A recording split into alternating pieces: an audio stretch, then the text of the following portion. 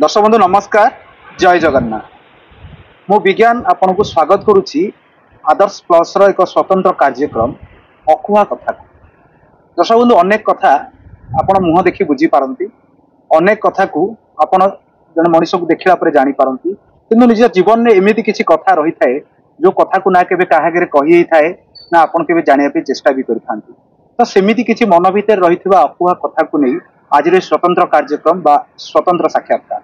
तेबे आज अकुहा कथार यही अध्याय रे आम सहित एमती जड़े व्यक्ति विशेष अच्छा बा अकुहा कथार हट सीट आज जी गेस्ट अच्छा से ढेंकानाल राजनीति रे जड़े चर्चित चेहरा एवं जदि कहबा जे ढेंकानाल जनसाधारण कथा कहतु बा युवपीढ़ी कथा कहतु समस्त सहित मिशुवा युवसुलभ गुणर अधिकारी बा ढेंकानाल राजनीतिर जड़े युव नेता आम सहित आज अच्छा हट सीट रे एमजे महिमा महादीप जसवंत महिमा स्वागत करबा आज कार्यक्रम में स्वागत कर आज कार्यक्रम। नमस्कार। भारतीय जनता पार्टी ढेंकानाल जिलार युवक मानकर नेतृत्व नेउचंती एमजे जसवंत महिमा। प्रथम सदा बेले गोटे विवाद घेर था एमजे जसवंत महिमा जिते बेले इलेक्शन समय मोबाइल आड़ा जाए एमजे जसवंत महिमा गोटे प्रतिक्रिया सदा बेले तुम्बी तोफान आरंभ करदिए। सबुठी गोटे कथा आसे एमजे महिमा महादीप जसवंत महिमा ये नार राज कौन ये ना आप आगुरी रखी ना नाई आपणकर सुविधा को नहीं ना परिवर्तन करते ना कि रखी कहीं रखी नहीं देखु मो जन्म हूँ 21/1999 जन्माष्टमी तीर्थ मो निकनेम हूँ घरे कालिया कान्हा डाकती एवं जेहेतु महिमा गादी पाददेश आम घर बापा महिमा गादी सहित जड़ित एवं बाबा मान सहित जड़ित थिले सेतबेले ना मो बड़ भाई ना भी महाप्रसाद जज्ञेश महिमा मो ना महादीप जसवंत महिमा सान भाई ना महाप्रताप जन्मेजय महिमा महिमा गोसाई ना आम टाइटल न रखिकी महिमा रखा जाइछि एवं बापा सेतबेले कौन भल भाभी से नाटा रखी जहाँ बापा ना जो देइछन्ति मते आज मु ओडिशा जाकर किछि जगार भी परिचित महिमा कहले समस्ते जानते ढेंकानाल जड़े पिला युव चेहरा कि युव मोर्चार सभापति। पिलादिने केते दुष्ट थिले एमजे महिमा? पिलादिने बहुत दुष्ट थिली। कौन अनुभूति गोटे टिके हम जानि? दुष्टर अनुभूति मो जेजेबापा समस्ते जेजेबापा मान सहित माने थटा तामसा अजा जेजे मान सहित थटा तामसा लगे कि आम जेजेबापा आम देखिले माने गोटे भय लगे।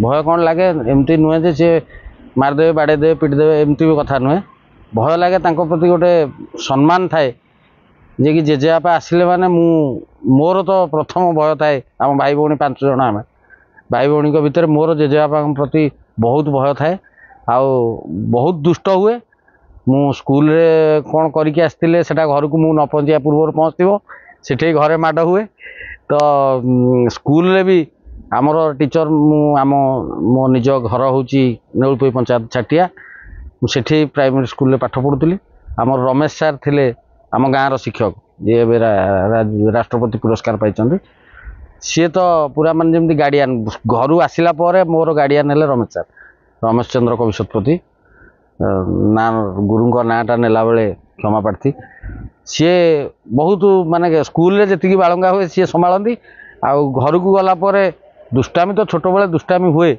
बहुत दुष्टामी हुए कौटी मोर भी मन पड़ू गोटे अनुभूति माने जो डाकू डाकू खेल चोर पुलिस खेल रे मु थरे आमर से जड़े मामू घर पालगदारे भी निआ लगे माने लुचा छपा खेल से भी बहुत माड़ खाई आउ पोखरी रे गाधेवाई बारण थाए आम घरे टे पोखरी पोखरी छाड़ती घरे गाधेवाई कहते मु लुचिकी शनिवार रविवार शनिवार स्कूल छुट्टी हेले मु घरे बैग टाक पकईदे सीधा गाँ पोखरी रे जाइए पिला सहित निए से बहुत माड़ खाए। माने महिमा एमजे महिमा घरे माड़ खाई छुआ बहुत छुआ बेले नुहे एमती भी 10वीं पढ़ला पर्यंत भी माड़ मो उपर इच्छा हुए जे पिला दिन पुणी फेरी आसंदा बहुत इच्छा हुए से दिन कहीं सेटा तो केबे फेरिबनी किंतु से दिनटा जिते बड़े बसिकी थर थर चिंता करा जाए छोट बेले या थिला गाँ परिवेश या थिला विभिन्न अंचल या थिला एबे तो सबू चाकचक माने सहरी ढांचारे बदली गलानी किंतु गाँव ढांचाटा एबे भी मन पड़े ये गाँ आम गाँव में या होता से होता से सब हो किंतु से भलिया होनी जोटा कि ବହୁତ ମିସ୍ କରୁଛୁ ସେ ଜିନିଷକୁ। ଛୁଆବେଳର ଜିନିଷ ତ କେବେ ଫେରିବନି, କିନ୍ତୁ ମନ ହୁଏ କେତେବେଳେ ଆମେ ପୁଣି ଛୋଟ ପିଲା ହେଇଯାଆନ୍ତେ କି। ନିଜେ ମହିମା ଭାଇ, ଆପଣଙ୍କର ପାଠପଢ଼ା ତ କୋଉ ଯାଏଁ ପାଠପଢ଼ା ହେଲା? ମୁଁ ଗାଁ ସ୍କୁଲରେ ସପ୍ତମ ଯାଏଁ ପଢ଼ିଲି, ତାପରେ କାମାକ୍ଷାନଗର ପଞ୍ଚାୟତରାଜ ହାଇସ୍କୁଲରେ ଦଶମ ପାସ୍ କଲି, ତାପରେ +2 କରୁଥିଲି କାମାକ୍ଷାନଗର କଲେଜରେ, ତାପରେ ଆମର କପିଳାସ ITIରେ ITI କମ୍ପ୍ଲିଟ୍ କରିଛି। ଆଚ୍ଛା, ପାଠ ତ ପଢୁଥିଲେ ନିହାତି ଭାବରେ ସମସ୍ତଙ୍କର କୋଉଠି ନା କୋଉଠି ସ୍ୱପ୍ନ ଥାଏ ପାଠ ପଢିବେ ଚାକିରି କରିବେ, ରାଜନୀତି ପାଇଁ ମନ କାହିଁକି ବଳେଇଲେ? ନାଇଁ, ମୁଁ ରାଜନୀତିରେ ମନ ବଳେଇ ନଥିଲି। ମୁଁ ରାଜନୀତି ପରିବାରରୁ ଆସେ, କିନ୍ତୁ ରାଜନୀତିରେ କେବେ ମନ ବଳେଇ ନଥିଲି। ମୁଁ କଣ୍ଟ୍ରାକ୍ଟ ଲାଇନରେ ଯାଇଥିଲି। ମୁଁ ଯାଇକି ସେପଟେ ସେତେବେଳେ ଭୂଷଣର କାମ ଚାଲିଥିଲା, ସେଠି କଣ୍ଟ୍ରାକ୍ଟ କରୁଥିଲି। ସେ ଭେଣେଇଙ୍କ ପାଖରେ ରହିକି ଶିଖୁଥିଲି କାମ, ମାନେ କଣ୍ଟ୍ରାକ୍ଟ କେମିତି କରାଯାଏ। ଗୋଟେ ସମୟ ଆସିଲା, ମୋର ଏକ ସଡ଼କ ଦୁର୍ଘଟଣା ହେଲା 2010 ମସିହାରେ। ବହୁତ ମାନେ ମୁଁ 3 ମାସ ଅଶ୍ୱିନୀ ହସ୍ପିଟାଲରେ ଥିଲି, 28 ଦିନ କୋମାରେ ଥିଲି। ତାପରେ ମୋର ମୋଡ଼ଟା ଗୋଟେ ରାଜନୀତିକ ଆଡ଼କୁ ଚେଞ୍ଜ ହେଲା, ମୋଡ଼ ବଦଳିଗଲା। ଜୀବନର ମୋଡ଼ଟା। ମାନେ ମୁଁ ମୋ ଜୀବନରେ କେବେ ମୋ ପରିବାର ରାଜନୀତି, ମୋ ବାବା ରାଜନୀତି ଲୋକ ଥିଲେ, କିନ୍ତୁ ମାନେ ତାଙ୍କୁ ମୁଁ ସଦାବେଳେ ଆଭଏଡ଼ କରେ, ମାନେ ରାଜନୀତିଟାକୁ ପୁରା ଦୂରେଇକି ଥାଏ।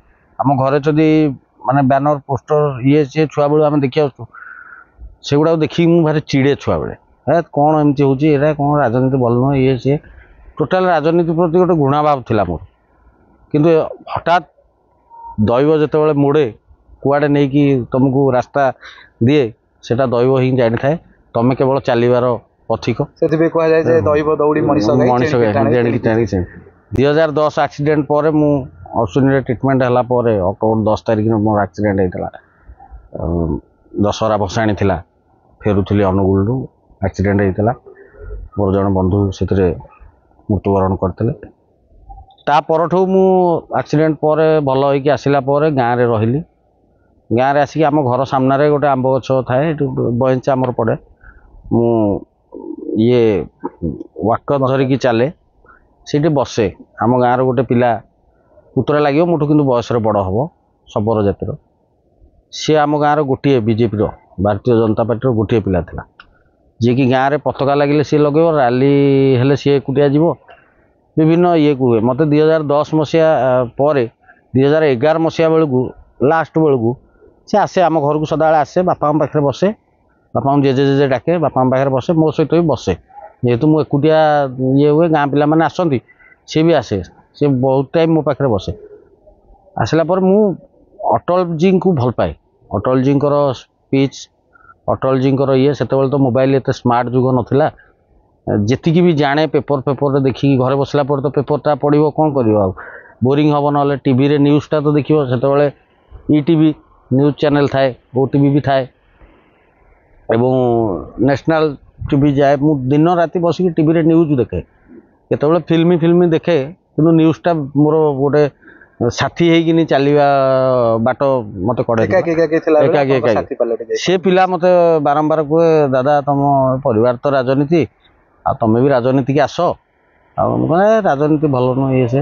ନା ତମେ ତ ଅଟଳଜୀଙ୍କର ଭାଷଣ ଶୁଣୁଛ, କହୁଛ ଏମିତି ବହୁତ କଥା ରାଜନୀତି ବିଷୟରେ କହୁଛ, କିନ୍ତୁ ମନା କରୁଛ କ'ଣ ପାଇଁ ଆସିବାକୁ। 2-4 ଥର କହିଲା ପରେ ମୁଁ ତା ପ୍ରତି ଟିକେ ନା ମୋର ଦୁର୍ବଳତା ରାଜନୀତି ପ୍ରତି ଆସିଲା। ଧୀରେ ଧୀରେ ଆସିଲା ପରେ ମୁଁ ଦିନେ ଆମର ବର୍ତ୍ତମାନର ଯିଏ ମାନ୍ୟବର ମନ୍ତ୍ରୀ, ଓଡ଼ିଶା ସରକାରଙ୍କର ଖାଦ୍ୟ ଯୋଗାଣ ଖାଉଟ କଲ୍ୟାଣ ମନ୍ତ୍ରୀ, ମୁଁ ତାଙ୍କୁ ସଦାବେଳେ ରାଜନୀତିର ଗୁରୁ ବୋଲି ମୁଁ ସମ୍ବର୍ଦ୍ଧନା କରେ, କାରଣ ସତରେ ବି ସେ ମୋ ରାଜନୀତିର ଗୁରୁ। ସେ ଥରେ ନେଉଳପୋଇ ଶିବ ମନ୍ଦିର ଠାରେ ଗୋଟେ ଖାତାରେ ମେମ୍ବରସିପ୍ ଲେଖା ହେଉଥାଏ। ମୁଁ ଗୋଡ଼ ଏମିତି ଡେଇଁକି ବାଇକ୍ରେ ବସିପାରେନି, ଲେଡ଼ିଜ୍ ଯେମିତି ବସିକି ଯାଆନ୍ତି, ମୋତେ ସେ ବସେଇକି ନେଲା ତା ବାଇକ୍ରେ, ଆସ ଯିବା ଆସିବା। ସେଠି ଯାଇକି କୃଷ୍ଣାହାଇଙ୍କର ଗୋଟେ ଭାଷଣ ମୁଁ ଶୁଣିଥିଲି। ତାଙ୍କ ଭିତରେ ଯେଉଁ ରାଷ୍ଟ୍ରବାଦୀ ଚିନ୍ତାଧାରା, ଆଉ ଆମେ ଛୁଆବେଳେ ଆମ ଗାଁରେ ବି ଶାଖା ଲାଗେ, ମୁଁ ବି ଯାଇଛି ଥରେ 2 ଥର, 5ମ 6ଠ ବେଳକୁ ସେ ଶାଖାକୁ, ଯେଉଁ ପ୍ରେମା କହୁଛି ସେମାନେ ଶାଖା ଲଗାନ୍ତି। ମୋତେ ଭଲ ଲାଗେ ସେ ରାଷ୍ଟ୍ରବାଦୀ ଚିନ୍ତାଧାରା। ଫାଷ୍ଟରୁ ବି ରାଷ୍ଟ୍ରବାଦୀ ହିନ୍ଦୁତ୍ୱବାଦୀ ଉପରେ ମୋର ଦୁର୍ବଳତା ଥିଲା। କୃଷ୍ଣାହାଇଙ୍କ ଭାଷଣ ଶୁଣିଲା ପରେ, ବାଜପେୟୀଙ୍କୁ ବାରମ୍ବାର ଅନୁକରଣ କଲା ପରେ, ମୁଁ ବାଜପେୟୀଙ୍କଠୁ ମାନେ ଶିଖି ତାଙ୍କ ପ୍ରତି ଗୋଟେ ଦୁର୍ବଳତା ଆସିଲା ପରେ ବିଜେପିକି ଭଲ ଲାଗିଥିଲା। ଏବଂ କୃଷ୍ଣ ଭାଇ ମୋର ମାର୍ଗଦର୍ଶକ, ମୋର ଗୁରୁ, ତାଙ୍କୁ ତ ଭାବି ନେଇଛି ସେଇ ଦିନଠୁ ମୋତେ ସିଏ ହାତ ଧରିକି ରାଜନୀତିକି ଟାଣିଲା ଭଳିଆ ଟାଣିଲେ ଆଜି ଯେଉଁ ଜାଗାରେ ଅଛି ତାଙ୍କରି ପାଇଁ ଅଛି। ବିରୋଧୀରେ ଥିଲାବେଳେ କେତେବେଳେ ଅପମାନିତ ହେଇଛନ୍ତି, ମାଡ଼ ଖାଇଛନ୍ତି ଏମଜି ମହିମା। କେତେବେଳେ ସୁଯୋଗ ଆସେ ବା କେତେବେଳେ ଆପଣଙ୍କୁ ଗୋଟେ ଅପରଚୁନିଟି ମିଳେ ଯେ ଆପଣଙ୍କୁ ବିଜେପିକୁ ଛାଡ଼ି ଦେଇ ଦୁଇଟି ଦଳ ଭିତରୁ ଗୋଟିଏ ଦଳକୁ ବାଛିବାକୁ ହବ, ଗୋଟିଏ ହେଉଛି ବିଜେଡି ଆଉ ଗୋଟିଏ କଂଗ୍ରେସ, ଆପଣ କାହାକୁ ବାଛିବେ? ଆପଣଙ୍କୁ ଚା ଭଲ ଲାଗେ ନା କଫି, ବିୟର ନା ହୁସ୍କି? ଆପଣଙ୍କୁ ଅପେରା ଦେଖିବାକୁ ଭଲ ଲାଗେ ନା ମେଲୋଡି?